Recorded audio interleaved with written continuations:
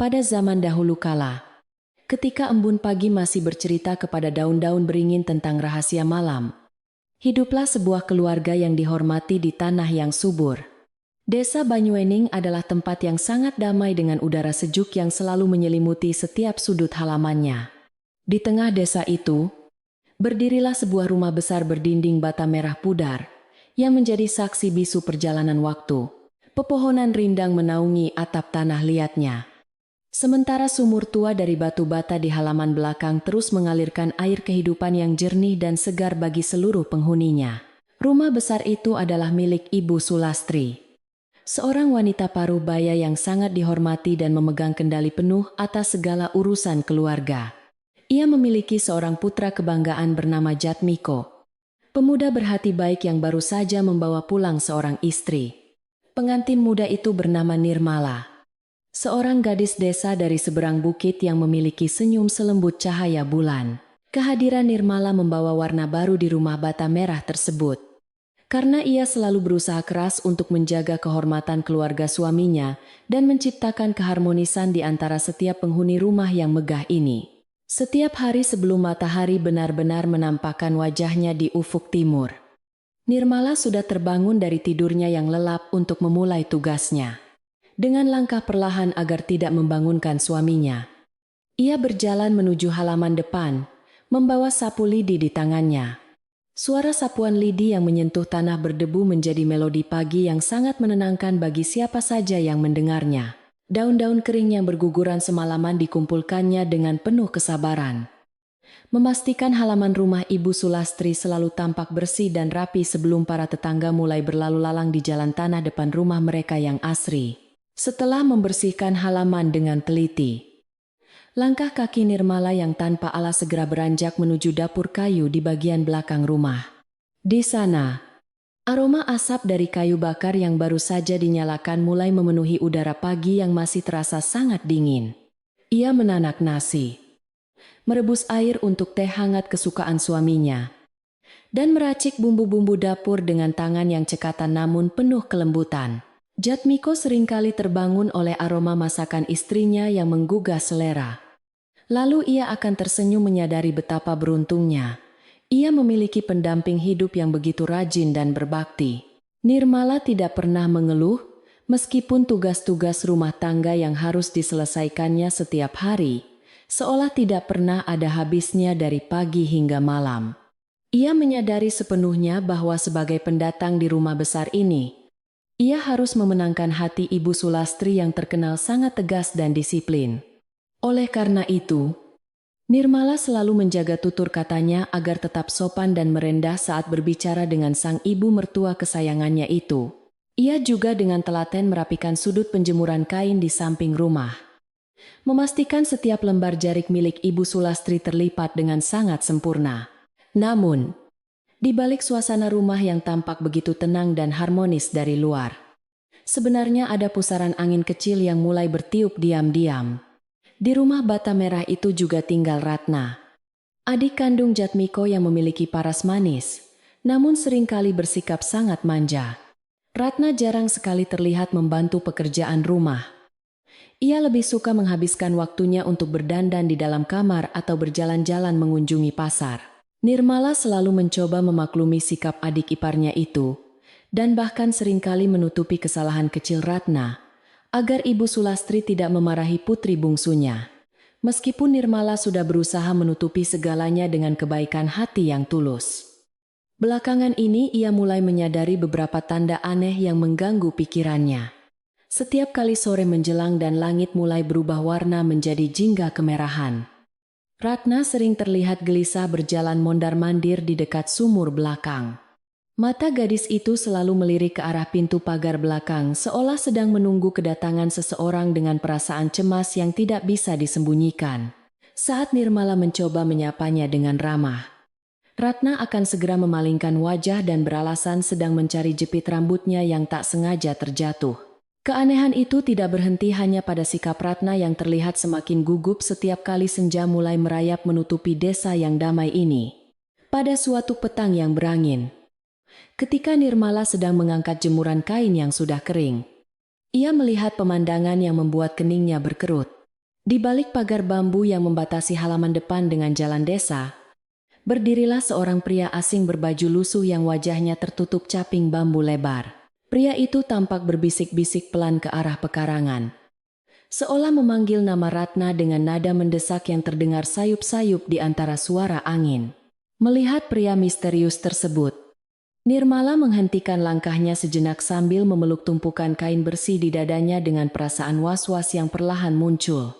Ia ingin melangkah maju untuk bertanya siapa pria itu dan apa keperluannya di rumah mereka pada saat matahari hampir tenggelam sepenuhnya.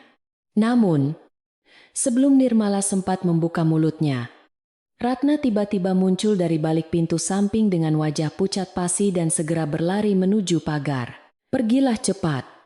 Jangan pernah datang ke sini lagi saat ada orang di rumah, desis Ratna dengan nada marah yang belum pernah didengar Nirmala sebelumnya. Pria berbaju lusuh itu tampak mengangguk pelan namun tangannya sempat terjulur, seolah meminta sesuatu dari Ratna sebelum akhirnya berbalik pergi dengan tergesa-gesa. Ratna kembali masuk ke dalam area rumah dengan langkah cepat. Napasnya memburu, dan ia terkejut bukan main saat melihat Nirmala berdiri menatapnya. Itu hanya orang gila dari desa sebelah yang meminta makanan sisa.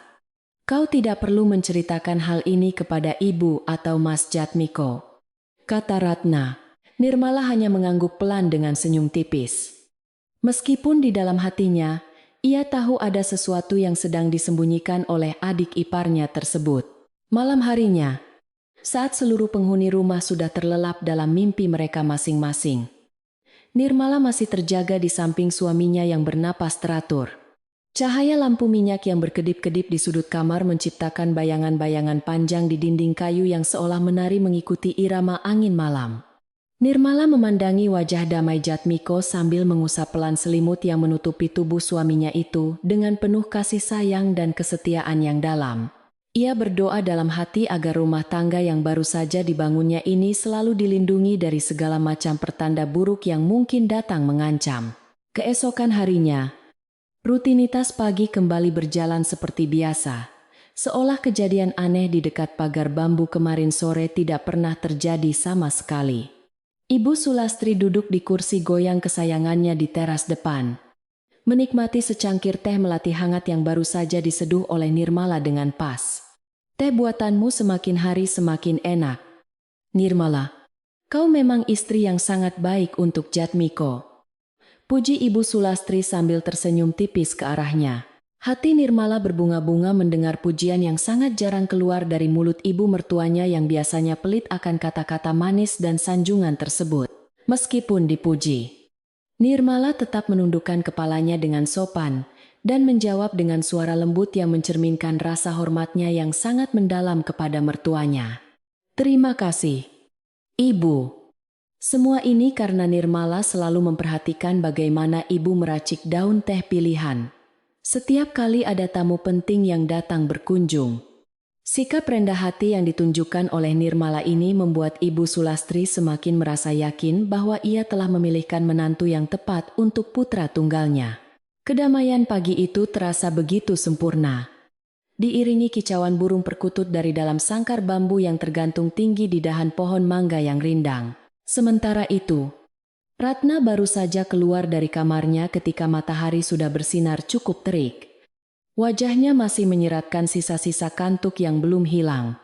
Ia berjalan melewati teras depan tanpa menyapa ibunya maupun Nirmala yang sedang merapikan beberapa pot tanaman hias di tepi tangga berbatu koral. Ratna, anak perempuan tidak baik bangun siang seperti ini. Lihatlah kakak iparmu yang sudah menyelesaikan semua pekerjaan dapur sejak subuh tadi, tegur Ibu Sulastri. Ratna hanya mendengus kesal dan terus berjalan menuju meja makan, meninggalkan rasa canggung yang tiba-tiba menyelimuti udara pagi di teras rumah yang sejuk. Nirmala dengan cepat berusaha mencairkan suasana yang kaku itu dengan menawarkan untuk mengambilkan sarapan bagi adik iparnya, yang tampaknya sedang dalam suasana hati buruk. Biar Nirmala saja yang menyiapkan piring dan lauknya untuk Dik Ratna. Ibu tidak perlu khawatir. Mungkin dia tidur terlalu larut malam tadi, ujarnya. Menenangkan. Ia bergegas masuk ke dalam rumah, Menyusul Ratna yang sudah duduk bersungut-sungut di kursi kayu jati yang mengelilingi meja makan keluarga yang besar. Nirmala meletakkan sepiring nasi hangat dan sayur lodeh di depan Ratna sambil tersenyum sabar. Tidak mempedulikan wajah cemberut adik iparnya yang terus menunduk. Namun, kebaikan Nirmala justru seringkali disalahartikan oleh Ratna sebagai bentuk kesombongan untuk mencari perhatian lebih dari ibu dan kakak laki-lakinya di rumah ini. Saat Nirmala berbalik untuk mengambilkan segelas air putih, Ratna bergumam dengan suara pelan namun cukup tajam untuk melukai perasaan siapapun yang mendengarnya. Tidak usah berpura-pura menjadi malaikat pelindungku di depan ibu. Aku tahu kau hanya ingin menguasai seluruh rumah ini. Suatu saat nanti setelah berhasil menyingkirkanku. Mendengar kata-kata menyakitkan itu, langkah Nirmala terhenti sejenak. Dadanya terasa sesak. Namun ia menelan kembali air matanya dan tetap menuangkan air ke dalam gelas. Nirmala memilih untuk tidak membalas ucapan pedas Ratna demi menjaga ketentraman rumah yang selalu ia usahakan agar tetap harmonis setiap harinya tanpa pertengkaran. Ia meletakkan gelas air putih itu dengan hati-hati di samping piring Ratna lalu berlalu pergi menuju kebun belakang untuk memeriksa tanaman sayurnya. Angin siang yang berhembus lembut menerpa wajah Nirmala. Seolah mencoba menenangkan hatinya yang bergejolak akibat kata-kata tuduhan yang sama sekali tidak berdasar tersebut. Ia bertekad untuk terus membuktikan kesetiaannya kepada keluarga ini melalui tindakan nyata. Berharap suatu hari nanti hati Ratna akan melunak dan bisa menerimanya sepenuh hati. Hari-hari berikutnya di desa Banyuening berjalan dengan ritme yang lambat dan tenang. Khas kehidupan pedesaan yang belum banyak tersentuh oleh hiruk-pikuk keramaian kota. Jatmiko bekerja dengan rajin di ladang keluarga yang terletak tidak jauh dari rumah. Mengawasi para pekerja yang sedang memanen hasil bumi dengan semangat. Setiap siang, Nirmala selalu datang membawakan bekal makan siang untuk suaminya di dalam rantang bambu yang dianyam rapi. Berjalan menyusuri pematang sawah yang hijau. Pemandangan sepasang suami istri yang saling mengasihi itu seringkali menjadi buah bibir warga desa yang merasa kagum melihat keharmonisan rumah tangga mereka berdua. Tetapi bayang-bayang kegelisahan yang menyelimuti Ratna tampaknya belum juga menghilang. Malah semakin hari semakin terlihat jelas dan mencurigakan di mata jeli Nirmala. Suatu siang, ketika Nirmala kembali lebih cepat dari ladang karena hujan rintik-rintik mulai turun membasahi bumi, ia melewati lorong kecil di samping kamar Ratna. Dari balik pintu kayu yang sedikit terbuka, terdengar suara isak tangis tertahan, dan suara benda-benda keras yang sedang dibongkar dengan sangat tergesa-gesa di dalam sana. Nirmala mengintip dari celah pintu dan melihat Ratna sedang mengumpulkan beberapa potong perhiasan emasnya ke dalam sebuah sapu tangan kain yang sudah lusuh dan kotor. Ratna tampak sangat ketakutan.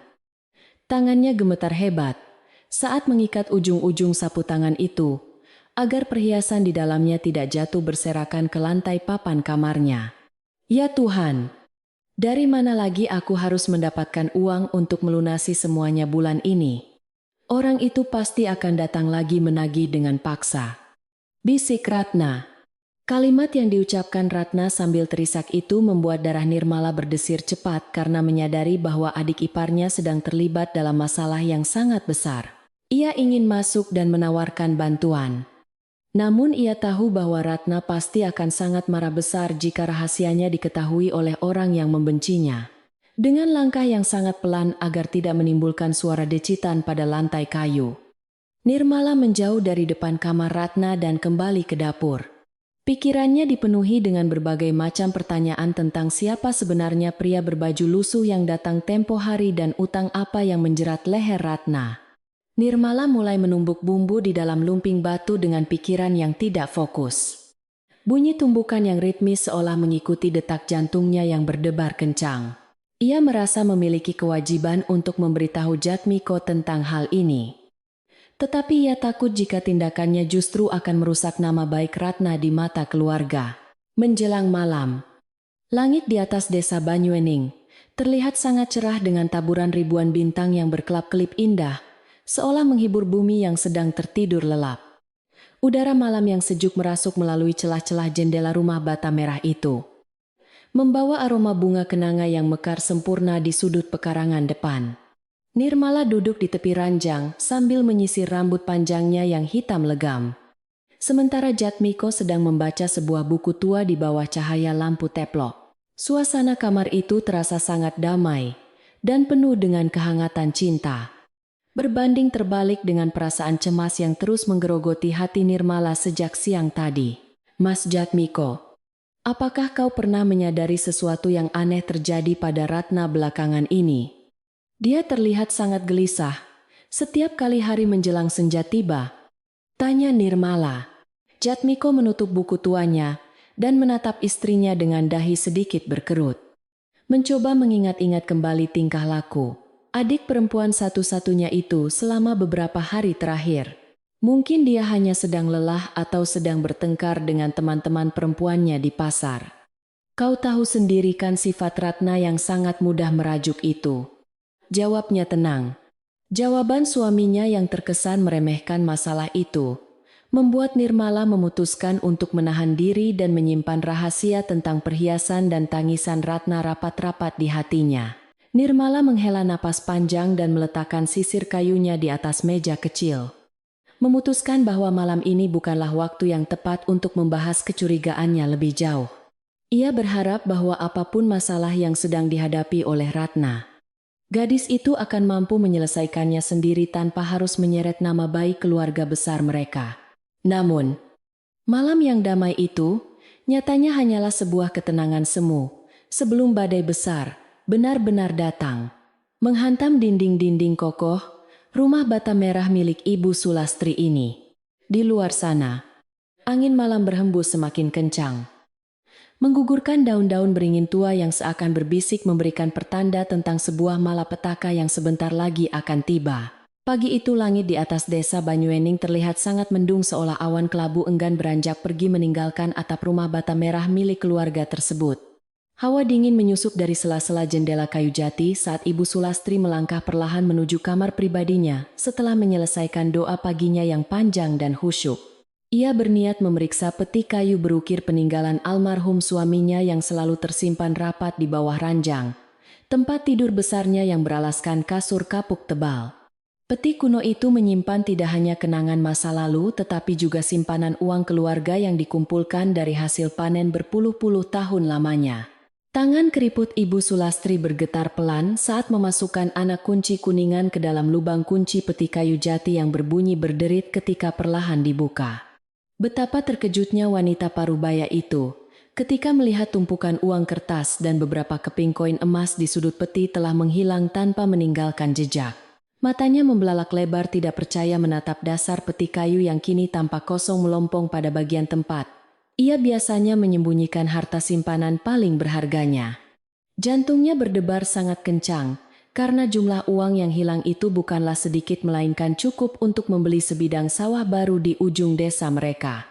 Jatmiko, Ratna, Nirmala, cepat kemari ke kamarku sekarang juga.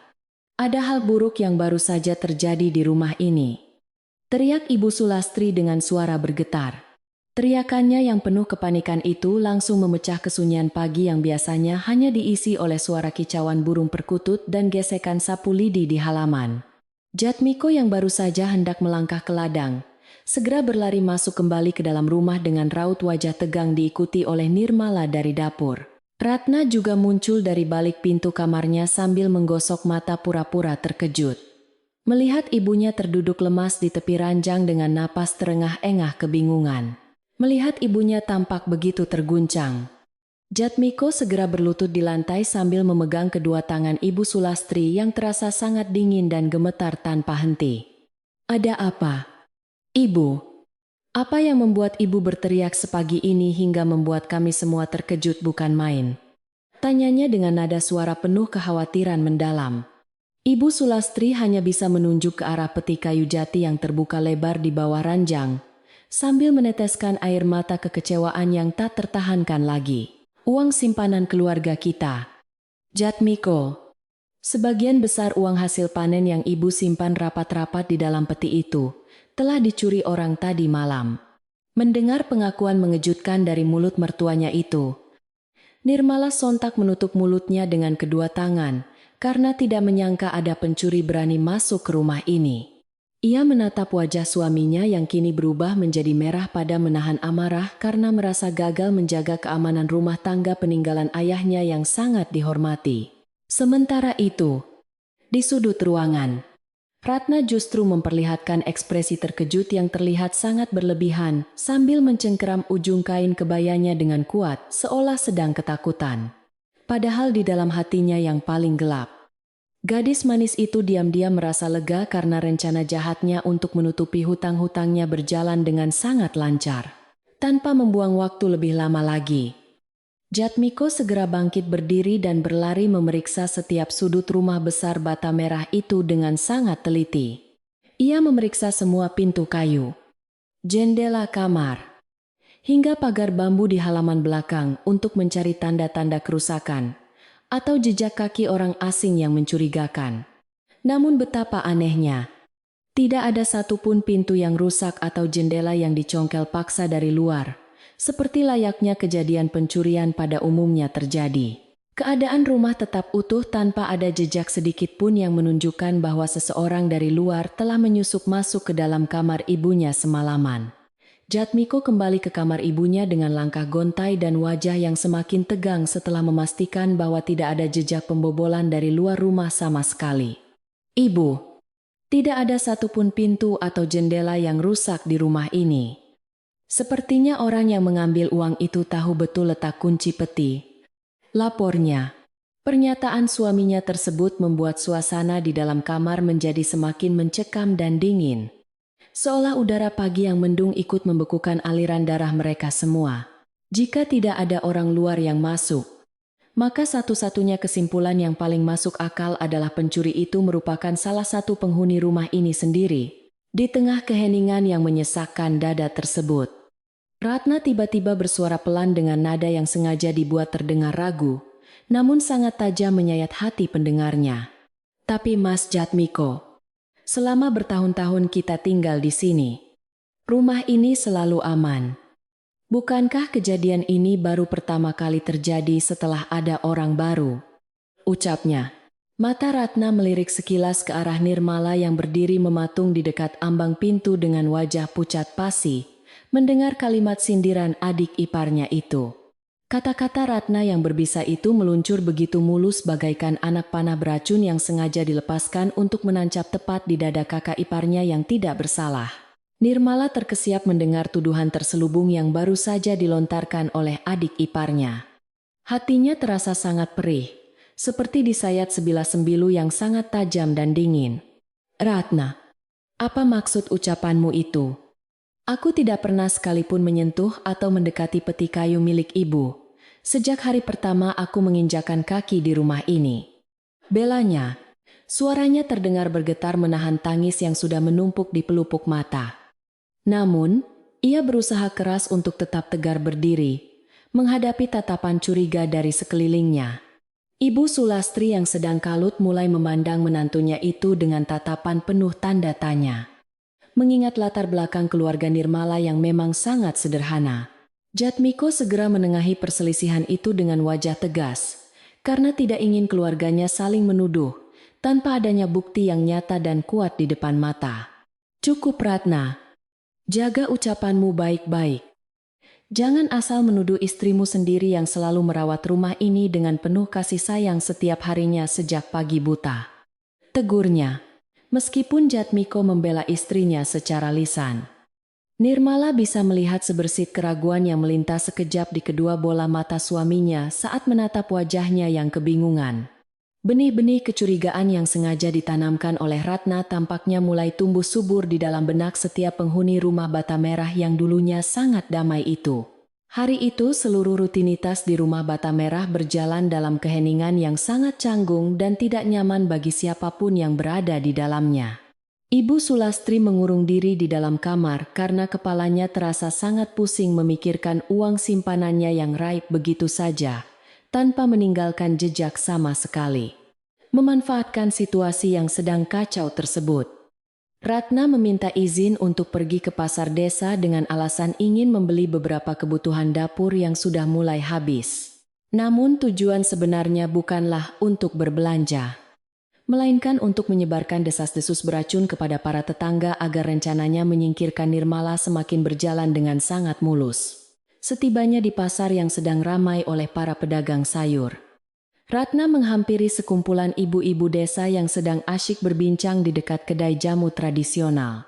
Dengan wajah yang sengaja dibuat terlihat sangat sedih dan murung, Ratna mulai bercerita tentang musibah kehilangan uang dalam jumlah besar yang menimpa keluarganya pagi ini. Ibu-ibu sekalian, ibuku sedang sakit memikirkan uang tabungan panen kami yang hilang. Dicuri orang dari dalam rumah sendiri, padahal tidak ada pintu yang rusak. Ceritanya, tentu saja kabar mengejutkan dari keluarga paling kaya di desa Banyuening itu langsung menarik perhatian penuh dari seluruh warga yang sedang berada di sana. Ketika para tetangga bertanya siapa kira-kira pelakunya, Ratna menghela napas panjang dan menundukkan kepalanya seolah merasa sangat berat untuk mengungkapkan kebenaran yang memalukan tersebut. Aku tidak berani menuduh secara langsung, tetapi sejak menantu baru dari seberang bukit itu tinggal bersama kami, banyak hal aneh yang mulai sering terjadi, bisiknya. Ucapan yang sengaja menggantung itu langsung memancing berbagai macam spekulasi buruk dari para ibu desa, yang memang sangat suka membicarakan kehidupan orang lain setiap harinya. Mereka mulai berbisik-bisik membicarakan latar belakang Nirmala yang berasal dari keluarga miskin, sehingga sangat masuk akal jika ia tergiur melihat harta mertuanya tersebut, seperti hembusan angin yang membawa serbuk sari bunga berduri. Desas-desus jahat tentang Nirmala, sang pengantin muda pencuri, segera menyebar ke seluruh pelosok desa dengan cepat. Siang harinya, saat Nirmala pergi ke sumur umum di batas desa untuk mengambil air bersih tambahan, ia bisa merasakan tatapan sinis dari beberapa warga setempat. Orang-orang yang biasanya menyapanya dengan senyuman ramah, kini tiba-tiba memalingkan wajah dan saling berbisik pelan ketika langkah kakinya melewati pekarangan rumah mereka yang berpagar bambu.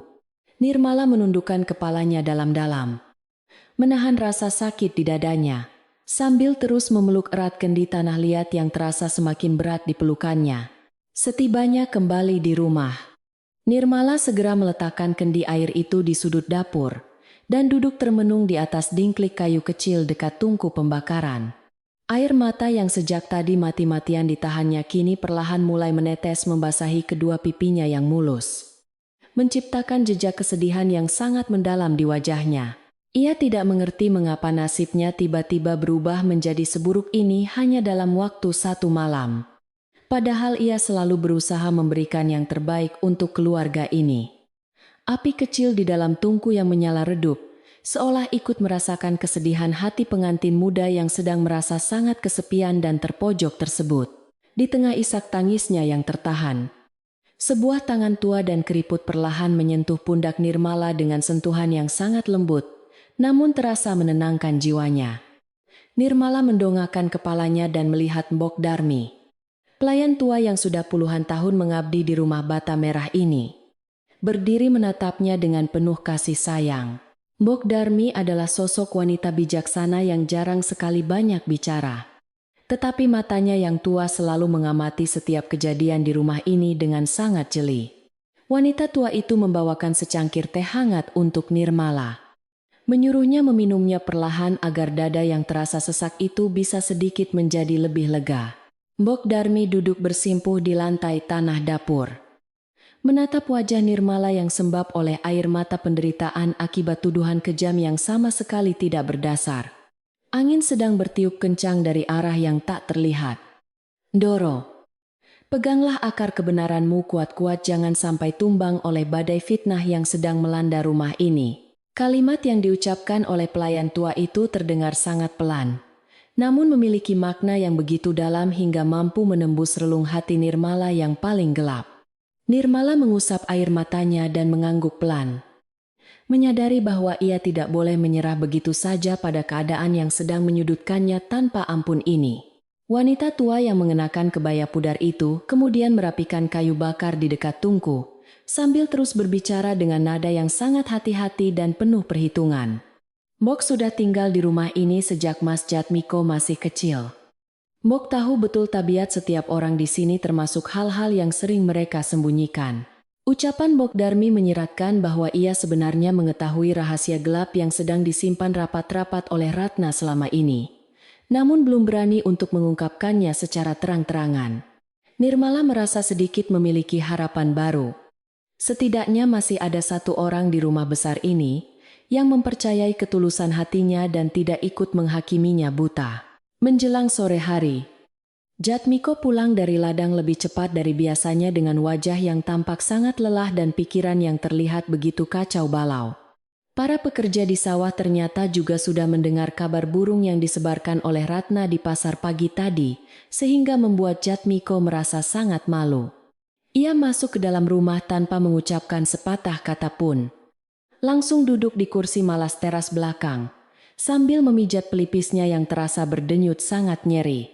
Nirmala yang melihat suaminya sedang dirundung kebingungan segera membuatkan kopi pahit kesukaannya dan membawakannya ke teras dengan langkah kaki yang tertatih ragu menahan kesedihan. Nirmala meletakkan cangkir kopi panas itu di atas meja kayu dengan sangat hati-hati agar tidak menimbulkan suara berisik yang mungkin akan mengganggu ketenangan suaminya. "Diminum dulu kopinya, Mas. Agar pikiranmu sedikit lebih tenang setelah seharian bekerja keras di ladang dan menghadapi masalah keluarga kita ini," ucap Nirmala sangat lembut. Jatmiko membuka matanya perlahan, menatap wajah istrinya yang terlihat pucat pasi dan menahan beban pikiran yang sangat berat akibat pandangan buruk dari seluruh warga desa. Ia meraih tangan Nirmala dengan lembut.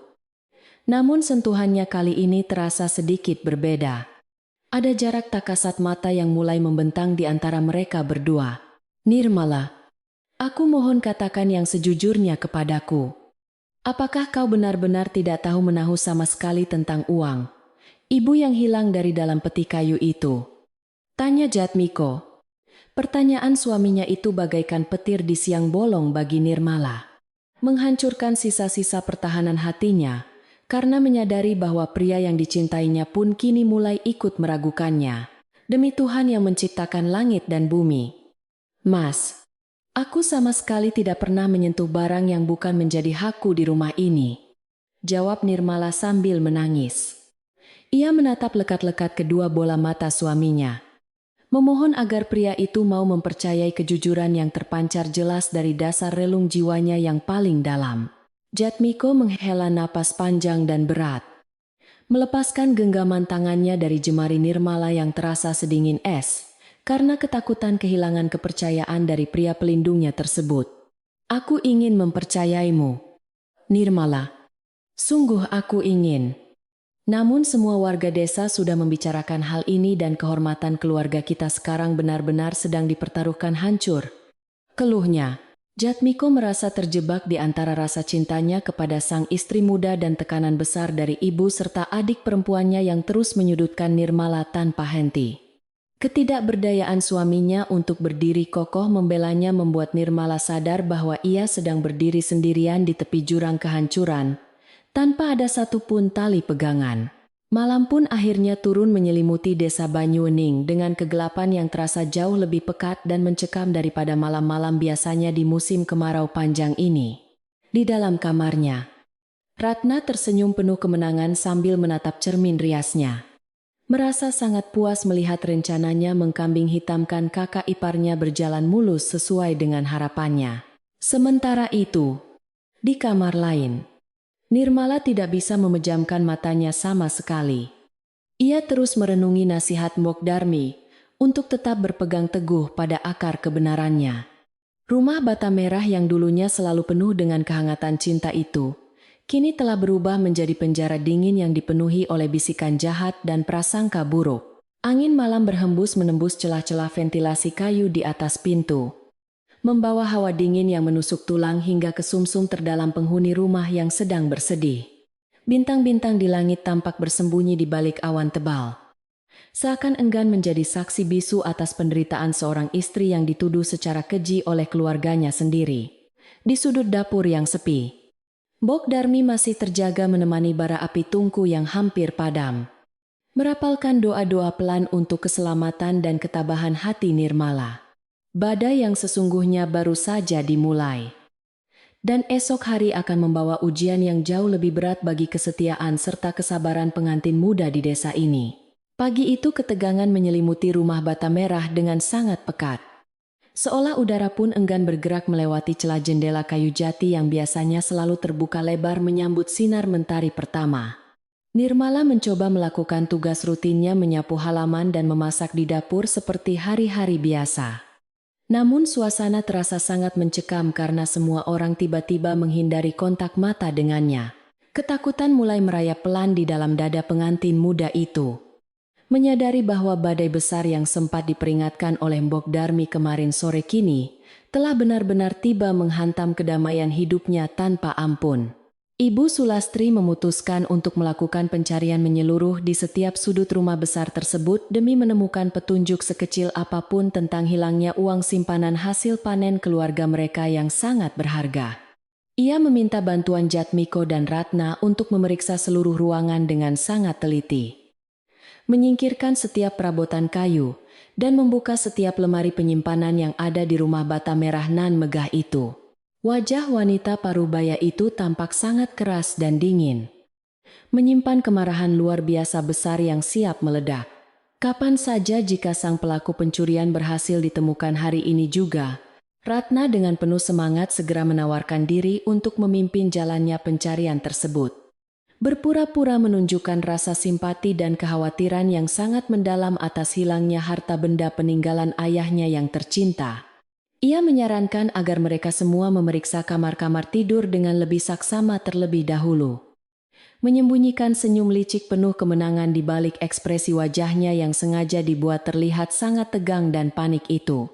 Rencana jahatnya untuk menyingkirkan kakak iparnya dari rumah ini tampak berjalan dengan sangat mulus tanpa ada satupun orang yang menyadari kebusukan hatinya yang tersembunyi sangat rapi selama ini.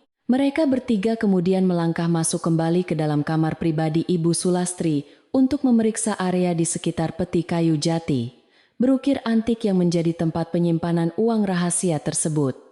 Jatmiko membawa sebuah lampu minyak berukuran kecil untuk menerangi sudut-sudut gelap dan berdebu yang berada tepat di kolong ranjang kayu besar tempat ibunya biasa beristirahat setiap malam dengan sangat nyenyak. Tiba-tiba saja, Ratna menunjuk ke arah sebuah benda kecil yang tampak memantulkan cahaya lampu minyak di atas lantai papan berdebu. Posisinya berada sangat dekat dengan kaki peti kayu peninggalan itu. "Ibu, Mas Jatmiko, lihat benda kecil apa yang tergeletak di sana. Bukankah ini tusuk konde perak yang sering dipakai setiap hari?" Seru Ratna dengan nada suara yang sengaja dikeraskan agar meyakinkan. Jatmiko segera berjongkok dan mengambil benda tersebut dengan tangan sedikit gemetar. Lalu wajahnya seketika berubah menjadi sangat pucat pasi saat mengenali motif ukiran bunga melati yang sangat khas pada tusuk konde itu. Fakta mengejutkan ini bagaikan sebuah hantaman benda tumpul yang mengenai kepalanya dengan keras. Membuat pikiran Jatmiko mendadak menjadi kosong melompong. Tidak tahu harus berbuat apa menghadapi kenyataan pahit ini. Benda kecil itu memang benar adalah tusuk konde perak peninggalan almarhumah nenek Nirmala, yang selalu dipakai oleh istrinya tercinta untuk menyanggul rambut panjangnya yang hitam legam setiap pagi sebelum beraktivitas. Penemuan barang bukti pertama yang sangat memberatkan ini membuat Ibu Sulastri terkesiap mundur beberapa langkah. Dadanya bergemuruh hebat menahan amarah yang luar biasa besar, karena merasa kepercayaannya telah dikhianati secara diam-diam. Hancur sudah semua pandangan baiknya terhadap menantu perempuannya yang selama ini terlihat sangat lugu dan selalu bersikap sopan santun setiap kali berbicara dengannya di teras rumah setiap pagi hari, tanpa membuang waktu lebih lama lagi untuk berpikir jernih. Ibu Sulastri langsung melangkah keluar dari dalam kamarnya dengan langkah kaki yang lebar dan napas memburu penuh emosi kemarahan yang meluap-luap.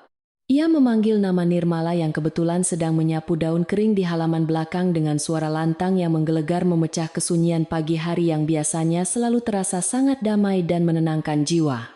Suara teriakan mertuanya itu membuat beberapa ekor burung gereja yang sedang asyik mencari makan di atas tanah berhamburan terbang menjauh dengan panik menuju ke arah dahan pohon mangga terdekat. Nirmala segera meletakkan sapu lidinya di dekat dinding sumur dan berlari tergopoh-gopoh menemui ibu mertuanya di ruang tengah dengan perasaan campur aduk yang sangat tidak menentu dan dada berdebar kencang. Ada apa? Ibu, apakah ada sesuatu yang bisa Nirmala bantu untuk meringankan pekerjaan rumah pagi ini? Tanyanya dengan suara lembut yang sedikit bergetar, menahan ketakutan, melihat tatapan tajam dari seluruh anggota keluarganya. Ia tidak mengerti mengapa suasana di dalam rumah tiba-tiba berubah menjadi sangat mencekam dan menakutkan seperti ini. Padahal ia baru saja menyelesaikan semua pekerjaan dapurnya dengan sangat baik pagi tadi. Ibu Sulastri melemparkan tusuk konde perak itu ke atas permukaan meja kayu jati di hadapan Nirmala, dengan sangat keras hingga menimbulkan bunyi dentingan nyaring yang memekakan telinga siapapun yang mendengarnya. Jelaskan kepadaku sekarang juga tanpa banyak alasan. Mengapa barang pribadimu ini bisa berada tepat di bawah peti kayu? Tempat aku menyimpan seluruh uang hasil panen keluarga kita selama puluhan tahun lamanya. Bentaknya keras. Urat-urat di leher wanita parubaya itu tampak menonjol keluar menahan amarah yang sudah mencapai puncaknya. Tidak sudi lagi melihat wajah menantunya yang dianggapnya sebagai seorang pengkhianat dan pencuri harta keluarga. Nirmala membelalakan kedua bola matanya dengan penuh ketidakpercayaan saat melihat tusuk konde perak kesayangannya yang ia sadari telah hilang sejak kemarin sore. Kini berada tepat di hadapannya sebagai barang bukti kejahatan. Ya Tuhan! Ibu! Aku benar-benar tidak tahu bagaimana tusuk konde ini bisa jatuh di dalam kamarmu. Kemarin aku sudah mencarinya di seluruh sudut dapur dan tidak menemukannya sama sekali. Jawab Nirmala panik. Tubuhnya mulai gemetar hebat karena ketakutan yang luar biasa. Menyadari bahwa ia telah masuk ke dalam sebuah perangkap mematikan yang tidak diketahui siapa pembuatnya dan apa tujuan sebenarnya melakukan semua ini. Ratna maju satu langkah ke depan dan tersenyum sinis melihat kakak iparnya yang sedang ketakutan setengah mati dan tidak bisa memberikan alibi yang cukup masuk akal untuk membela dirinya sendiri. Alasan yang sangat klasik dan dibuat-buat. Tidak mungkin sebuah benda mati bisa berjalan sendiri dari dapur menuju kamar ibu jika tidak ada orang yang membawanya masuk dengan sengaja ke sana malam tadi. Cibirnya tajam. Mulut beracun gadis manja itu terus saja mengeluarkan kalimat-kalimat provokasi yang semakin memanaskan suasana hati ibunya yang memang sudah terbakar oleh api kemarahan dan rasa kecewa yang sangat mendalam kepada sang menantu. Mendengar cibiran tajam dan menyakitkan dari mulut adiknya, Jatmiko merasa sangat tertekan di dalam batinnya dan memutuskan untuk mengambil tindakan drastis demi membersihkan nama baik istrinya dari segala macam tuduhan keji. Jika kau benar-benar tidak merasa bersalah atas kejadian ini, Nirmala, izinkan kami memeriksa seluruh isi lemarimu. Sekarang juga agar kecurigaan ini tidak terus berlarut-larut menghancurkan kedamaian keluarga kita tercinta. Ucap Jatmiko bergetar. Hatinya hancur melihat wanita yang sangat dicintainya itu harus melewati proses penghakiman yang sangat memalukan ini. Namun ia tidak memiliki pilihan lain selain membuktikan kebenarannya secara nyata di depan mata mereka. Nirmala menganggukkan kepalanya pelan sambil meneteskan air mata kesedihan. Ia merasa sangat yakin bahwa dirinya bersih dari segala tuduhan keji tersebut dan bersedia membuktikannya di hadapan suami serta ibu mertuanya. Mereka semua kemudian berjalan beriringan dengan langkah gontai menuju kamar tidur Nirmala dan Jatmiko.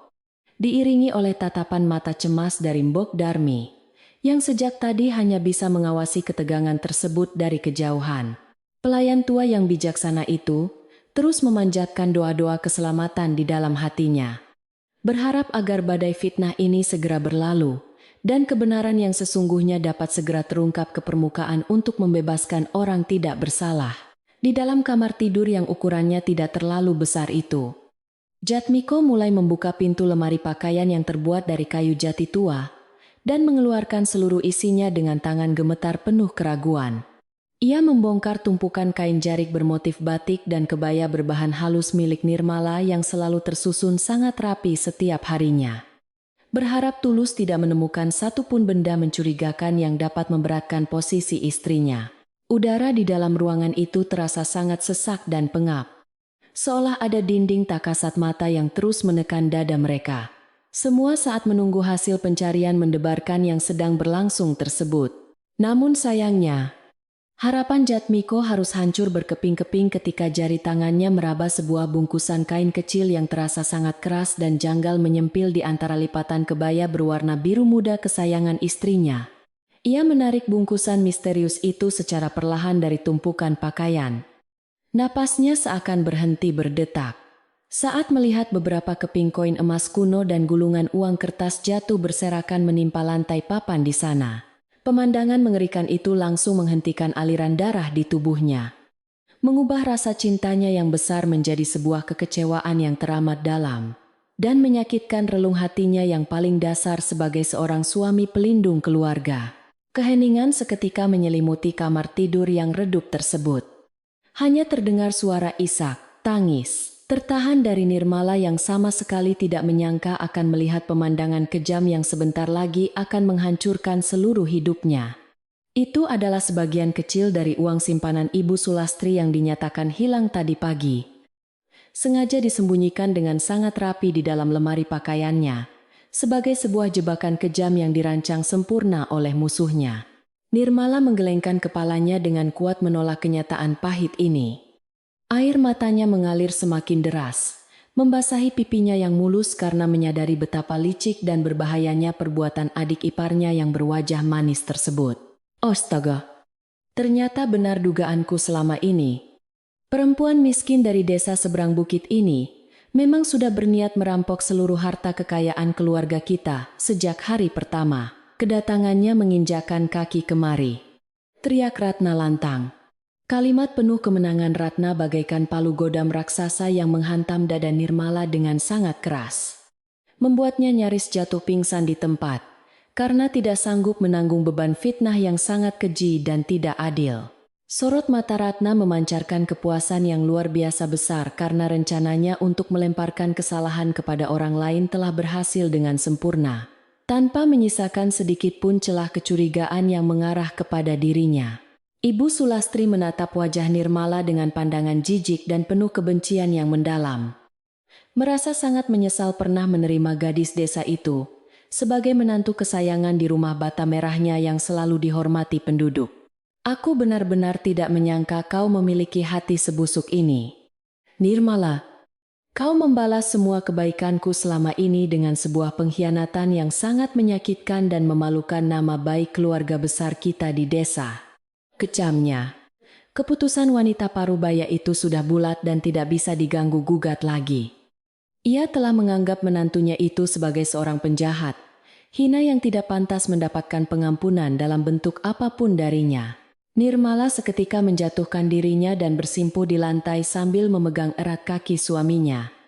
Memohon belas kasihan dan kesempatan untuk menjelaskan bahwa semua ini hanyalah sebuah kesalahpahaman besar yang disengaja oleh orang lain.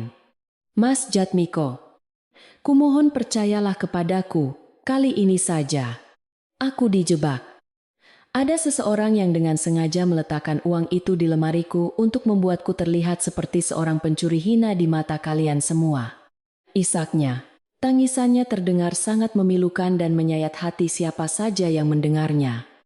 Namun, bukti-bukti fisik yang baru saja ditemukan itu berbicara jauh lebih kuat daripada ribuan kata pembelaan yang meluncur dari mulutnya sekarang. Jatmiko menundukkan kepalanya dalam-dalam menyembunyikan wajahnya yang pucat.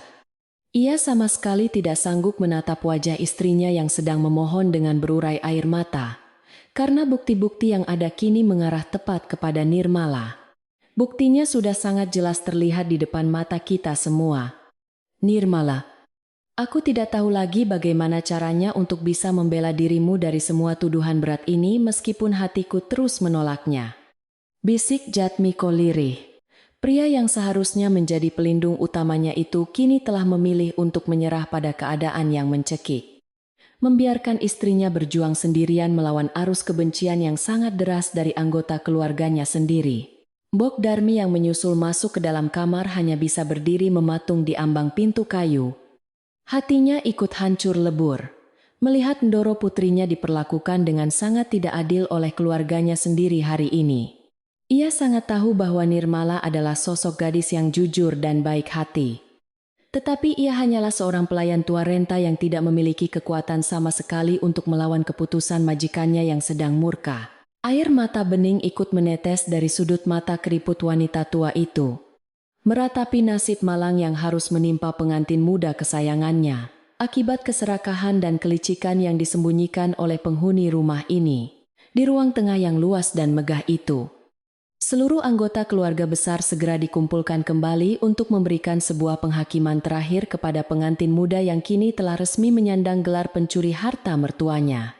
Beberapa kerabat dekat yang tinggal tidak terlalu jauh dari rumah tersebut juga ikut dipanggil secara khusus oleh Ratna untuk menyaksikan momen kehancuran Nirmala secara langsung, menambah penderitaan dan rasa malu tanpa batas. Kehadiran para kerabat yang saling berbisik menyalahkan Nirmala itu membuat suasana ruangan menjadi semakin panas dan pengap. Seolah mengutuk gadis malang itu agar segera pergi meninggalkan desa mereka untuk selama-lamanya. Nirmala duduk bersimpu di tengah hamparan tikar pandan dengan kepala tertunduk lesu tidak berdaya. Air matanya sudah mengering, namun rasa sakit di dalam dadanya semakin lama terasa semakin menyiksa hingga membuatnya sulit bernapas. Awalnya ia telah bersiap mengumpulkan seluruh keberaniannya untuk menjelaskan kebenaran dengan tenang. Menceritakan tentang pria asing berbaju lusuh dan bungkusan perhiasan Ratna yang sangat mencurigakan pada sore tempo hari di halaman belakang. Namun melihat tatapan sangat kecewa yang dilemparkan oleh Jatmiko kepadanya, seketika meruntuhkan seluruh niatnya untuk berbicara jujur, membuka aib keluarga. Ia memilih diam menelan kepahitan ini sendirian tanpa perlawanan berarti. Aku tidak akan pernah membiarkan seorang pencuri hina terus tinggal di bawah atap rumahku dan mencemari kehormatan keluarga ini lebih lama lagi mulai detik ini juga, ucap Ibu Sulastri dengan nada dingin. Kemarahan meledak-ledak dari ibu mertuanya itu membuat Nirmala benar-benar tersudut, tanpa adanya satupun ruang pembelaan yang bisa menyelamatkannya dari dasar jurang penderitaan yang sangat gelap dan tidak berujung panjang ini. Palu godam penghakiman telah resmi dijatuhkan tanpa ampun, menandakan akhir dari kehidupannya yang damai bersama sang suami tercinta di desa Banyuening, yang dipenuhi oleh kehangatan dan kenangan manis ini. Malam itu juga, setelah penghakiman yang sangat tidak adil dan menyayat hati tersebut selesai dilakukan di ruang tengah, Nirmala akhirnya memutuskan untuk segera mengemasi barang-barang pribadinya yang hanya sedikit. Ia memasukkan beberapa lembar pakaian lusuh ke dalam sebuah bungkusan kain bermotif batik pudar peninggalan ibunya. Menahan tangis yang terus saja mendesak keluar dari pelupuk matanya yang sudah sangat membengkak. Tidak ada satupun anggota keluarga yang mencoba menahan kepergiannya. Bahkan Jatmiko yang dulu pernah berjanji untuk selalu melindunginya, kini hanya berdiri mematung di sudut ruangan dengan tatapan kosong menyakitkan. Hanya Mbok Darmi yang diam-diam menyelinap ke pintu belakang untuk memberikan bekal makanan sederhana dan sebuah pelukan hangat terakhir bagi pengantin muda malang yang harus menanggung beban fitnah sangat keji ini. Pergilah dengan hati yang lapang, Ndoro Nirmala. Gusti Allah tidak pernah tidur, dan kebenaran pasti akan menemukan jalannya sendiri untuk kembali ke rumah ini pada waktu yang paling tepat nanti. Bisik Mbok Darmi. Nirmala menganggukkan kepalanya pelan sambil mencium tangan keriput pelayan tua yang selalu baik kepadanya itu. Lalu melangkah gontai meninggalkan rumah bata merah menembus kegelapan malam yang dingin. Angin malam berhembus sangat kencang menerpa wajah Nirmala yang berlinang air mata, seolah ikut merasakan kepedihan luar biasa dari seorang istri yang terbuang secara paksa dari kehidupan suaminya tercinta. Ia berjalan menyusuri jalan setapak desa yang sepi dan berbatu. Sesekali tersandung akar pohon beringin tua yang menjalar hingga ke tengah jalan tanah berdebu di bawah cahaya bulan yang tertutup awan. Hatinya hancur lebur berkeping-keping mengingat semua kenangan manis yang pernah ia bangun bersama Jatmiko di rumah besar itu. Namun kini semuanya telah musnah terbakar oleh fitnah kejam adik iparnya. Waktu berlalu bagaikan aliran sungai yang tidak pernah berhenti, bergerak membawa serta daun-daun kering berguguran menuju muara rahasia yang jauh dari pandangan mata manusia biasa di desa Banyuening ini. Tepat 1 tahun sudah sejak malam menyedihkan di mana Nirmala pergi meninggalkan rumah bata merah tersebut membawa luka batin yang sangat dalam dan tidak mudah disembuhkan oleh waktu yang terus berjalan. Rumah peninggalan keluarga Ibu Sulastri itu kini terasa jauh lebih sepi dan dingin dari biasanya. Tidak ada lagi senyum hangat pengantin muda yang dulu selalu menghiasi setiap sudut teras depan. Jatmiko berubah menjadi pria pendiam yang lebih suka menghabiskan seluruh waktunya bekerja keras di ladang dari pagi hingga matahari terbenam menyembunyikan sinar jingganya di ufuk barat yang sangat jauh. Ia seringkali tertangkap basah sedang melamun sendirian di teras belakang rumah, sambil menatap kursi kayu kosong yang dulu sering diduduki oleh Nirmala, setiap kali menyeduhkan kopi pahit hangat kesukaannya. Penyesalan yang mendalam perlahan mulai menggerogoti relung hatinya yang paling dasar. Menyadari betapa bodohnya ia membiarkan wanita yang sangat dicintainya itu pergi begitu saja tanpa perlawanan dan pembelaan sama sekali. Ibu Sulastri sendiri juga merasakan adanya sebuah kekosongan yang sangat aneh, menyelimuti rutinitas kesehariannya semenjak kepergian menantunya yang rajin dan berbakti tersebut dari rumah besar berdinding bata merah pudar ini. Tidak ada lagi yang menyiapkan teh melati dengan takaran yang pas setiap pagi hari.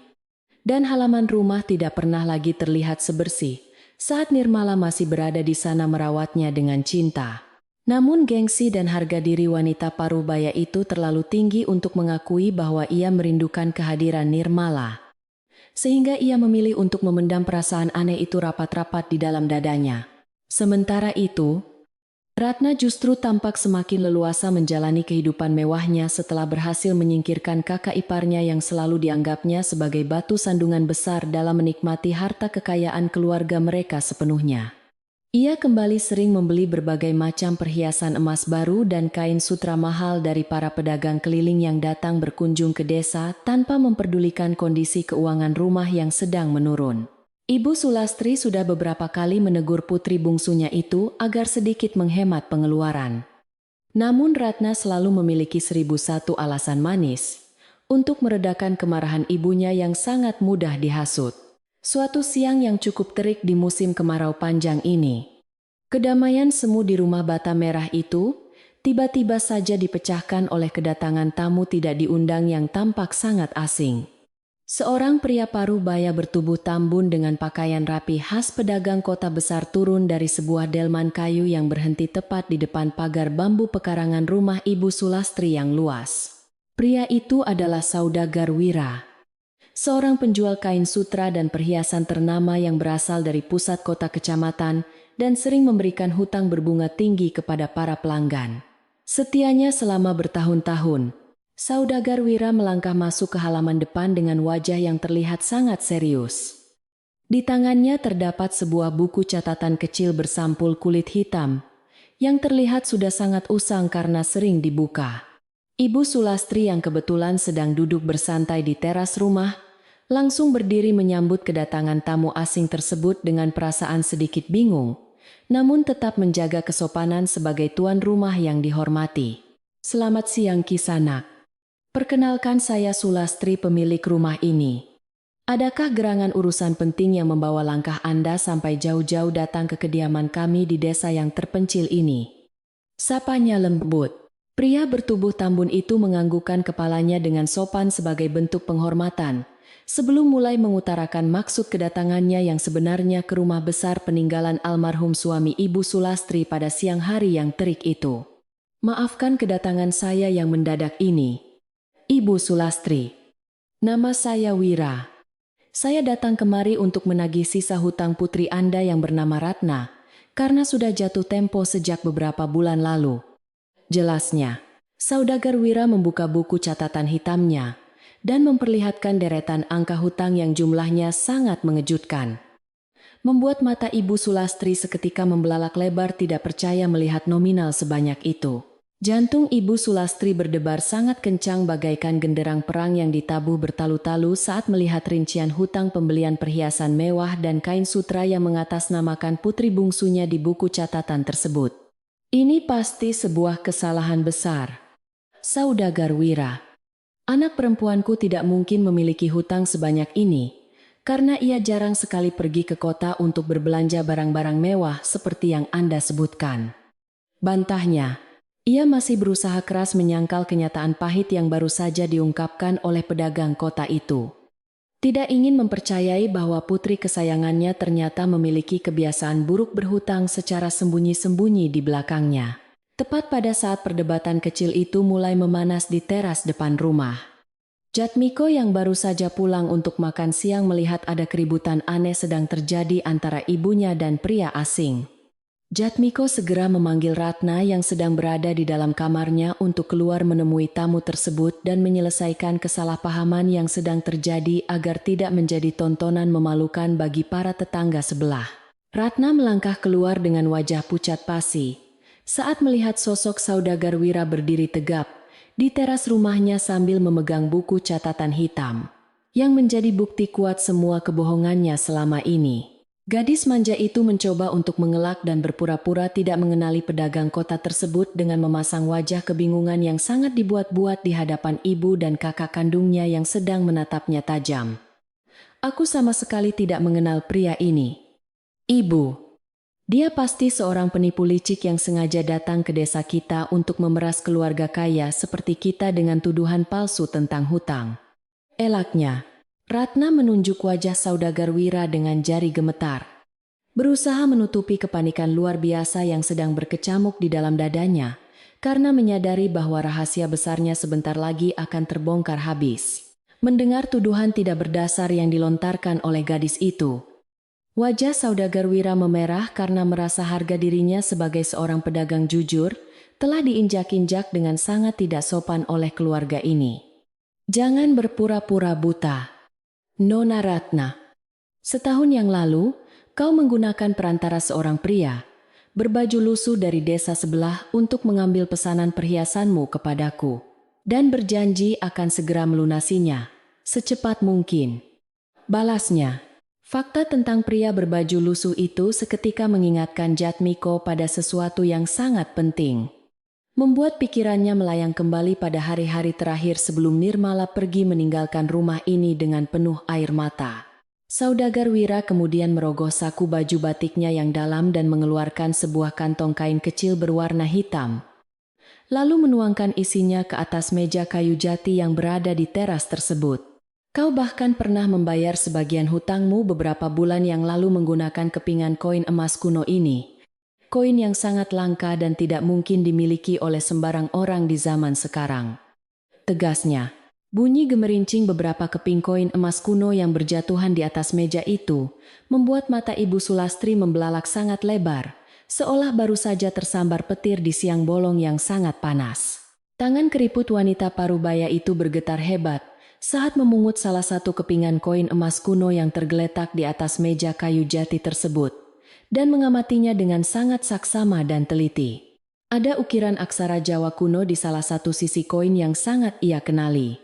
Itu adalah koin emas warisan turun-temurun keluarganya yang dulu ikut menghilang bersamaan dengan uang simpanannya di dalam peti. Kenyataan mengerikan ini menghantam dada Ibu Sulastri dengan kekuatan penuh, menghancurkan seluruh dinding kebanggaan dan kepercayaan buta yang selama ini selalu ia berikan kepada putri bungsu kesayangannya tanpa syarat sedikitpun. Wajah Ibu Sulastri berubah menjadi sangat pucat. Ia menatap tajam ke arah Ratna yang kini sudah terduduk lemas di atas kursi kayu dengan tubuh gemetar ketakutan karena tertangkap basah berbohong. Jelaskan kepadaku sekarang juga. Ratna, dari mana kau mendapatkan koin emas kuno milik keluargaku ini? Jika bukan dari dalam peti kayu jati yang kusembunyikan di bawah ranjang setahun yang lalu. Tanyanya. Suara Ibu Sulastri terdengar sangat dingin dan mengancam. Tidak ada lagi nada kasih sayang seorang ibu yang biasa ia tunjukkan kepada putri bungsunya setiap kali gadis itu bermanja-manja kepadanya di rumah. Sudut bibir Ratna bergetar menahan tangis yang akhirnya pecah seketika di hadapan semua orang. Ia menyadari bahwa tidak ada lagi alasan yang bisa menyelamatkannya dari lubang kehancuran yang ia gali sendiri. Maafkan aku, Ibu. Aku terpaksa mengambil uang itu karena orang-orang suruhan. Saudagar Wira terus mengancam akan membakar rumah kita. Jika aku tidak segera melunasi semua hutang perhiasanku bulan itu juga. Isaknya. Pengakuan jujur yang keluar dari mulut Ratna itu, bagaikan sembilu tajam yang menyayat hati Jatmiko. Menyadari betapa bodohnya ia selama ini telah mempercayai kebohongan adiknya dan mengusir istri tercintanya sendiri. Air mata Ratna mengalir deras membasahi kedua pipinya saat ia akhirnya membeberkan seluruh skenario licik yang telah ia susun rapi untuk mengkambing hitamkan kakak iparnya pada saat kejadian pencurian tahun lalu. Aku sengaja meletakkan sebagian kecil uang ibu dan tusuk konde perak itu di dalam lemari pakaian Mbak Nirmala, agar kalian semua menuduhnya sebagai pencuri dan mengusirnya dari rumah ini. Akunya. Kebenaran yang sangat pahit dan menyakitkan ini akhirnya terungkap dengan jelas di hadapan banyak orang. Membersihkan nama baik Nirmala yang selama ini selalu dianggap sebagai seorang pengkhianat hina oleh seluruh desa. Jatmiko mengepalkan kedua tangannya dengan sangat kuat, hingga buku-buku jarinya memutih. Menahan amarah luar biasa besar yang mendidih di dalam dadanya terhadap adik kandungnya sendiri yang sangat licik dan jahat itu. Kau telah menghancurkan hidup kakak iparmu yang tidak berdosa, dan membuatku kehilangan wanita paling berharga dalam hidupku hanya demi menutupi keserakahanmu sendiri terhadap perhiasan emas yang tidak ada gunanya itu. Bentaknya.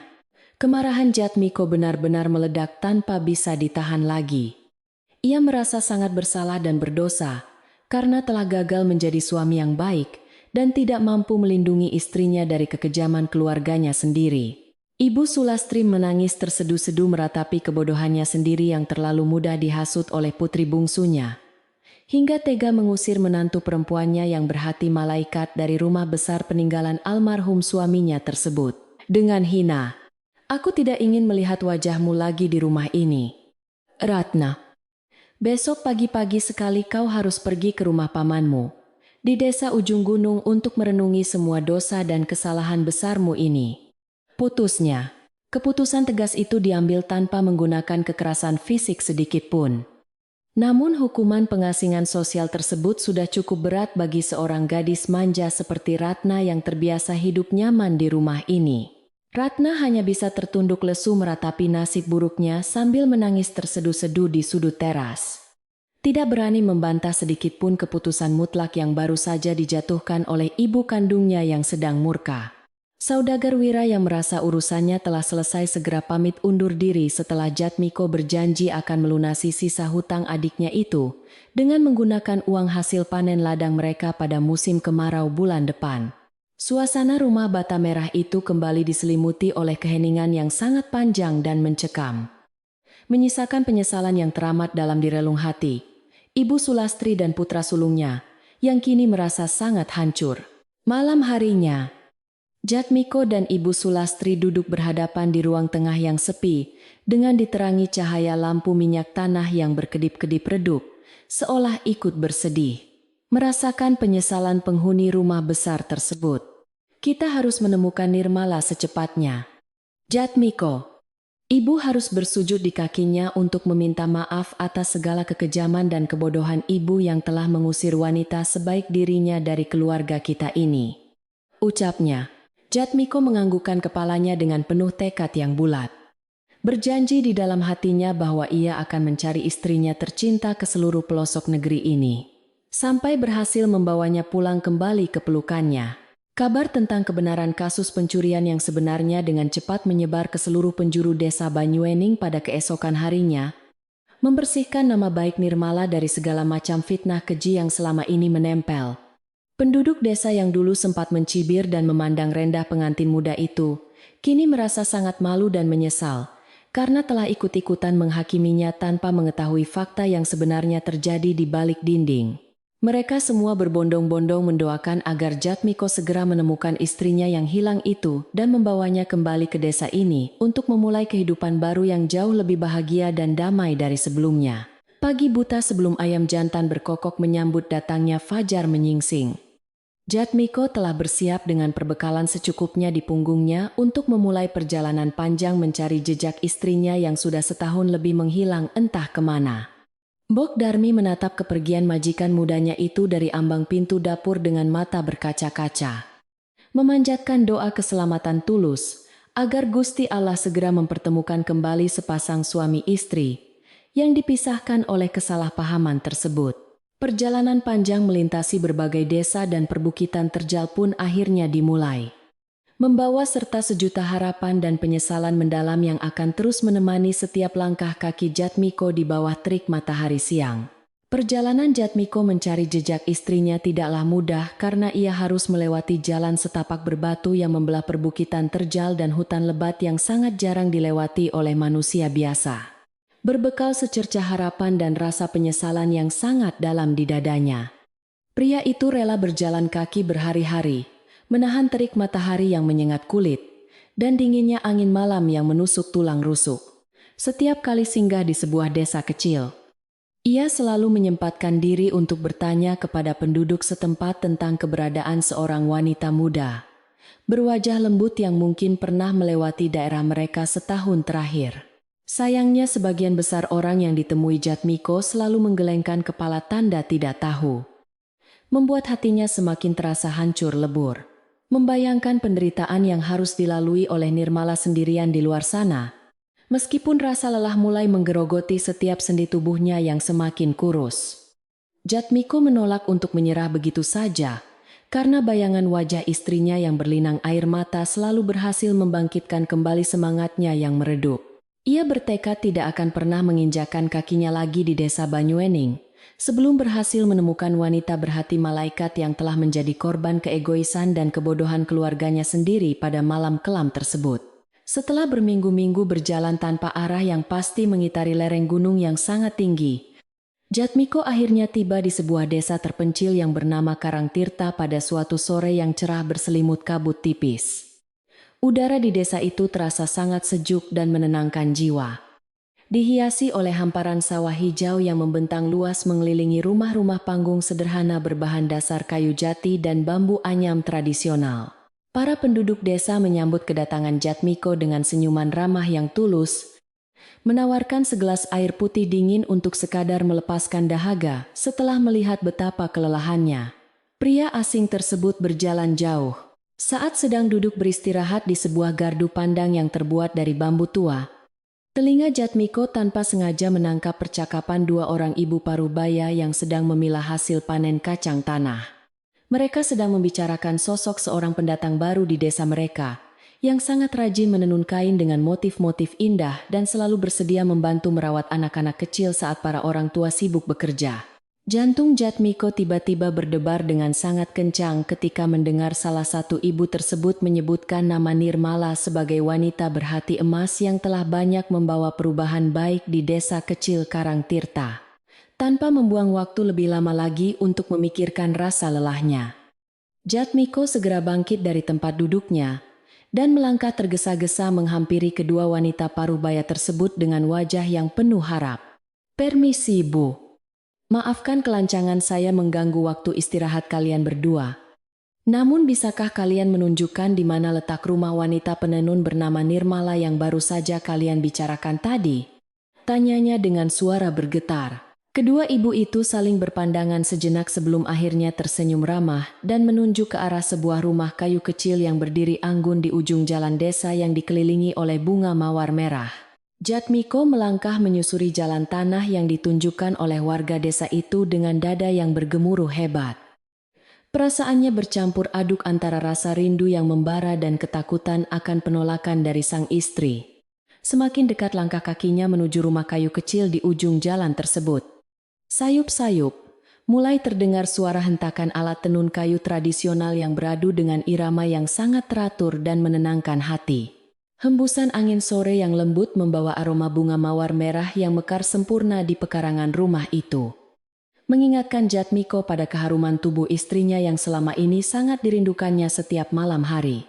Tepat di teras depan rumah kayu yang sangat sederhana, namun tertata dengan sangat rapi itu, Jatmiko akhirnya melihat sosok wanita yang selama setahun terakhir ini selalu menghiasi setiap mimpi buruknya. Nirmala sedang duduk bersimpuh di atas tikar pandan sambil menggerakkan alat tenun kayunya dengan sangat cekatan. Wajahnya tampak jauh lebih damai dan memancarkan cahaya ketenangan yang belum pernah Jatmiko lihat sebelumnya. Wanita itu mengenakan kebaya sederhana berwarna putih bersih yang dipadukan dengan kain jari koklat tua. Rambut panjangnya diikat longgar ke belakang, membiarkan beberapa helai rambutnya menari tertiup angin sore yang sejuk. Langkah kaki Jatmiko seketika terhenti di balik pagar bambu yang membatasi halaman rumah. Ia tidak berani melangkah lebih dekat lagi karena merasa dirinya sangat kotor dan penuh dosa di hadapan Nirmala. Air mata penyesalan mulai mengalir deras membasahi kedua pipi pria yang biasanya selalu terlihat tegar itu. Menyadari betapa besar penderitaan yang telah ia torehkan di dalam hati wanita suci tersebut dahulu, ia hanya bisa berdiri mematung sambil meremas ujung kemeja batiknya dengan sangat kuat. Mengumpulkan seluruh sisa keberanian yang dimilikinya untuk menyapa wanita yang masih sah menjadi istri tercintanya di mata Tuhan. Seolah merasakan kehadiran seseorang yang sedang mengawasinya dari kejauhan. Nirmala perlahan menghentikan gerakan tangannya pada alat tenun kayu tersebut dan mengangkat wajahnya untuk melihat ke arah luar pagar pekarangan rumahnya. Kedua mata indah Nirmala seketika membelalak lebar saat melihat sosok pria yang sangat dikenalnya berdiri kaku di sana, dengan penampilan yang terlihat sangat kacau dan wajah yang dipenuhi oleh air mata. Alat penenun kayu di tangannya terlepas begitu saja jatuh ke atas lantai papan berderit pelan. Menandakan betapa terkejutnya, hati pengantin muda itu melihat kedatangan suaminya secara tiba-tiba ke desa terpencil ini. Keheningan yang sangat panjang dan mencekam sempat menyelimuti udara di antara mereka berdua selama beberapa saat. Seolah waktu tiba-tiba berhenti berdetak, membiarkan sepasang suami istri itu saling menyelami pandangan mata masing-masing. Jatmiko akhirnya memaksa kakinya yang terasa seberat timah untuk melangkah masuk melewati pintu pagar bambu yang terbuka separuh. Berjalan perlahan mendekati teras rumah kayu tempat istrinya masih duduk terpaku tidak percaya. Nirmala, istriku yang paling berharga. Maafkan suamimu yang bodoh ini karena baru datang mencarimu. Sekarang setelah sekian lama kau harus menderita sendirian di tempat yang sangat jauh. Ucap Jatmiko serak. Mendengar suara suaminya yang terdengar sangat bergetar dan penuh dengan keputusasaan itu. Pertahanan hati Nirmala yang selama ini dibangunnya dengan susah payah akhirnya runtuh. Seketika tanpa bisa dicegah sedikit pun lagi. Air mata bening mulai mengalir deras dari sudut matanya yang indah.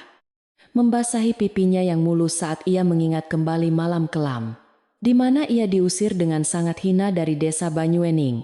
Ia tidak segera menjawab ucapan Jatmiko, melainkan hanya menundukkan kepalanya dalam-dalam menyembunyikan tangisannya yang semakin terdengar memilukan hati. Siapa saja yang mendengarnya meratapi nasib buruk di masa lalu yang sangat menyakitkan. Jatmiko tidak sanggup lagi menahan gejolak perasaannya yang hancur, melihat istrinya menangis terseduh-seduh. Ia segera menjatuhkan dirinya dan bersujud tepat di hadapan Nirmala yang masih duduk bersimpuh di atas tikar pandan.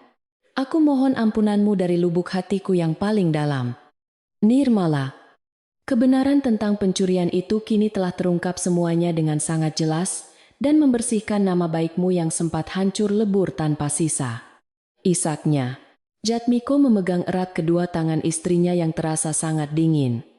Menciuminya berkali-kali dengan penuh rasa hormat dan penyesalan yang tidak akan pernah bisa ditebus hanya dengan ribuan kata maaf belaka. Nirmala perlahan menarik napas panjang untuk menenangkan dadanya yang terasa sangat sesak akibat tangisan yang tertahan. Lalu menatap wajah suaminya yang kini terlihat jauh lebih tua dan dipenuhi oleh garis kelelahan. Ceritakan kepadaku apa yang sebenarnya terjadi di rumah itu setelah kepergianku malam itu. Mas, agar hatiku tidak lagi dihantui oleh rasa penasaran dan ketidakadilan yang menyiksa batinku selama setahun penuh ini. Pintanya, suara lembut Nirmala yang sama sekali tidak menyimpan nada kebencian atau dendam kesumat sedikit pun, justru membuat dada Jatmiko semakin terasa sesak bagaikan dihimpit oleh bongkahan batu raksasa dari atas gunung. Dengan suara yang masih tersendat-sendat oleh tangis penyesalan, Jatmiko mulai menceritakan seluruh kejadian mengejutkan yang menimpa keluarganya beberapa hari yang lalu saat saudagar Wira datang menagih hutang ke rumah Bata Merah. Ia menjelaskan secara rinci bagaimana kebohongan besar Ratna akhirnya terbongkar melalui kepingan koin emas kuno warisan keluarga yang digunakan oleh adik perempuannya itu untuk melunasi sebagian hutang perhiasannya kepada pedagang kota tersebut. Ratna telah mengakui semua perbuatan liciknya, yang sengaja menjebakmu dengan memasukkan uang ibu ke dalam lemari pakaian kita. Dan kini anak itu sudah diusir dari rumah sebagai bentuk hukuman setimpal. Jelasnya, sebuah hela napas lega keluar dari bibir mungil Nirmala setelah mendengar penjelasan panjang lebar dari suaminya tersebut tentang terungkapnya kebenaran yang selama ini selalu ia doakan setiap malam dalam sujud panjangnya. Beban berat yang bertengger di pundaknya selama setahun terakhir ini seolah terangkat terbang tertiup angin sore yang sejuk, menyisakan perasaan damai yang sangat menenangkan seluruh seluk-beluk relung jiwanya yang terdalam. Namun mengetahui bahwa Ratna pada akhirnya juga harus menerima hukuman pengusiran dari rumah keluarganya sendiri membuat hati kecil Nirmala sedikit merasa iba, karena ia tahu betul betapa menyakitkannya hidup dalam pengasingan. Jatmiko menatap mata istrinya dengan penuh harapan yang sangat besar, memohon agar wanita berhati malaikat itu bersedia membuka kembali pintu maaf yang mungkin sudah tertutup rapat akibat luka batin yang menganga. Ibu sangat menyesali semua kebodohannya dan tidak pernah berhenti menangis memikirkan kesalahan fatal yang telah ia lakukan kepadamu. Ia sangat berharap kau mau memaafkannya dan sudi kembali ke rumah kita. Bujuk Jatmiko. Pria itu menyadari bahwa ia tidak memiliki hak sama sekali untuk memaksa istrinya kembali pulang. Namun ia berjanji akan terus menebus segala dosa dan kesalahannya di sisa umurnya jika Nirmala memberinya kesempatan. Hati Nirmala yang pada dasarnya memang terbuat dari kelembutan kasih sayang yang sangat tulus tidak membutuhkan waktu lama untuk meruntuhkan dinding ego yang mungkin sempat terbangun selama masa pengasingan dirinya tersebut. Ia menyadari bahwa manusia tidak akan pernah luput dari kesalahan dan prasangka buruk yang dibutakan oleh emosi sesaat. Sehingga memberikan pengampunan adalah satu-satunya cara terbaik untuk menyembuhkan luka di hati mereka berdua. Bangunlah suamiku. Aku sudah memaafkan segala yang terjadi di masa lalu, karena menyimpan dendam di dalam hati hanya akan membuat hidup kita menjadi sangat tidak tenang dan kehilangan arah tujuan. Ucapnya. Mendengar ucapan tulus dari istrinya tersebut membuat Jatmiko langsung menangis sejadi-jadinya seperti seorang anak kecil yang baru saja menemukan kembali ibunya setelah tersesat sangat lama di dalam hutan yang sangat gelap.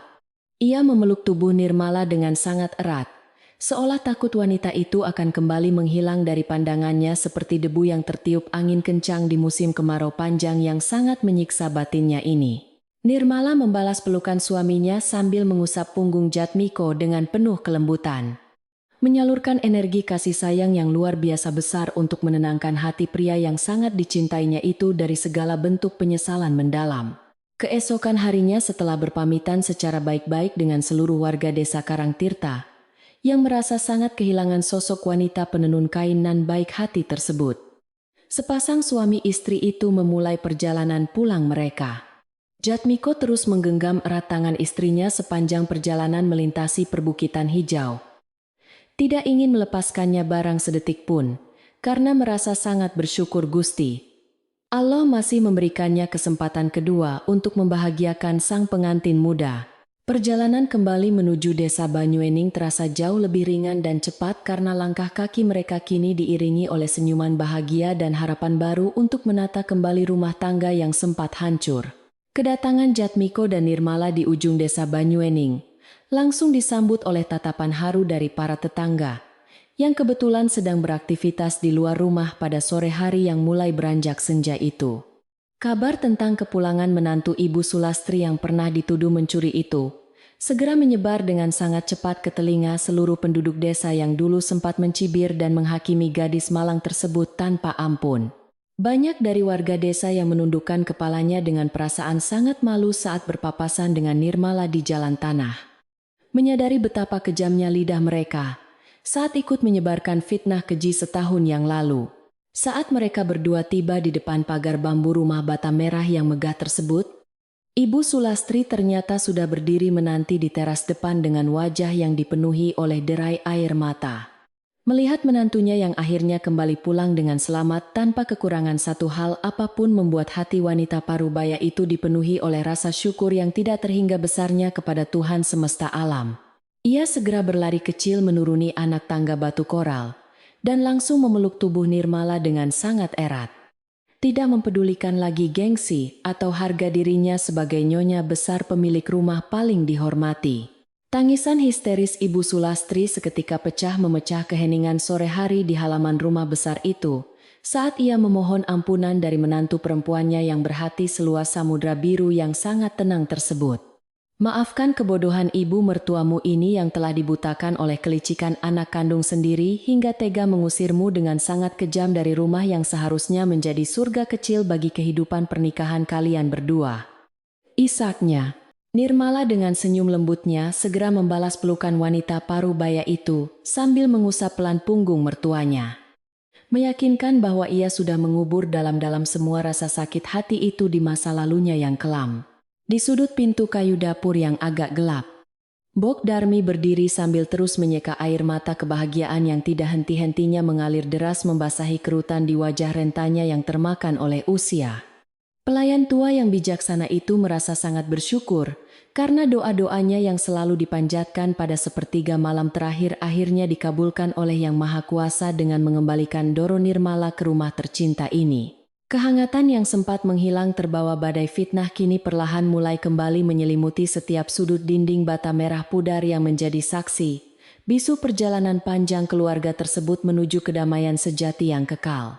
Seiring berjalannya waktu yang terus berputar mengelilingi kehidupan pedesaan yang damai, rumah keluarga Jatmiko kembali dihiasi oleh suara tawa, bahagia dan kerukunan antar anggota keluarga yang saling menyayangi satu sama lain. Tanpa kehadiran Ratna yang masih menjalani masa hukumannya di desa seberang, rumah bata merah itu benar-benar terbebas dari segala macam energi negatif yang dulu seringkali memicu pertengkaran kecil di antara mereka. Nirmala kembali mengambil alih tugas-tugas rumah tangganya dengan penuh keikhlasan. Menyapu halaman berdebu di pagi buta, dan menyeduhkan teh melati hangat kesukaan ibu mertuanya, yang kini bersikap sangat lembut kepadanya. Setiap malam tiba ketika langit mulai memamerkan ribuan bintang yang berkelap-kelip indah menghiasi angkasa raya yang luas. Keluarga kecil itu selalu berkumpul di teras belakang rumah untuk menikmati waktu santai bersama. Mereka menikmati hidangan makan malam sederhana berupa nasi jagung hangat dan lauk pauk hasil panen ladang sendiri. Ditemani oleh secangkir teh panas yang uapnya mengepul wangi di udara malam yang cukup dingin. Suasana keakraban yang tercipta di antara Jatmiko, Nirmala, Ibu Sulastri, dan Bok Darmi terasa sangat menghangatkan jiwa. Siapapun yang melihat keharmonisan keluarga yang telah berhasil melewati ujian sangat berat tersebut. Luka lama akibat pengkhianatan dan fitnah keji itu memang tidak akan pernah bisa dihapus sepenuhnya dari ingatan mereka semua yang terlibat. Namun hal tersebut telah menjadi pelajaran hidup yang sangat berharga. Mereka belajar bahwa kepercayaan adalah sebuah fondasi paling penting dalam membangun hubungan kekeluargaan yang kokoh. Dan bahwa kebenaran pada akhirnya akan selalu menemukan jalannya sendiri untuk muncul mengalahkan segala macam kebohongan kelam. Nirmala kini tidak hanya sekadar dihormati sebagai istri yang berbakti, tetapi juga sangat dihargai sebagai sosok wanita tangguh yang mampu memaafkan kesalahan terbesar manusia dengan kelapangan hati yang luar biasa besarnya. Begitulah kisah pengantin muda berbudi luhur di desa Banyuening ini berakhir dengan sebuah kedamaian yang akan terus dikenang dan diceritakan secara turun-temurun oleh para penduduk desa kepada anak cucu mereka kelak. Pada suatu malam yang tenang di dekat sumur desa, seorang tetua kampung yang sedang menikmati hisapan tembakaunya, tersenyum kecil menatap cahaya bulan purnama yang bersinar terang benderang menerangi atap rumah bata merah. Orang yang berhati emas murni tidak akan pernah kehilangan kilaunya meskipun sempat dibuang ke dalam kubangan lumpur paling kotor sekalipun. Sebab kebaikan yang sejati akan selalu menemukan jalannya pulang ke pangkuan. Gumamnya pelan.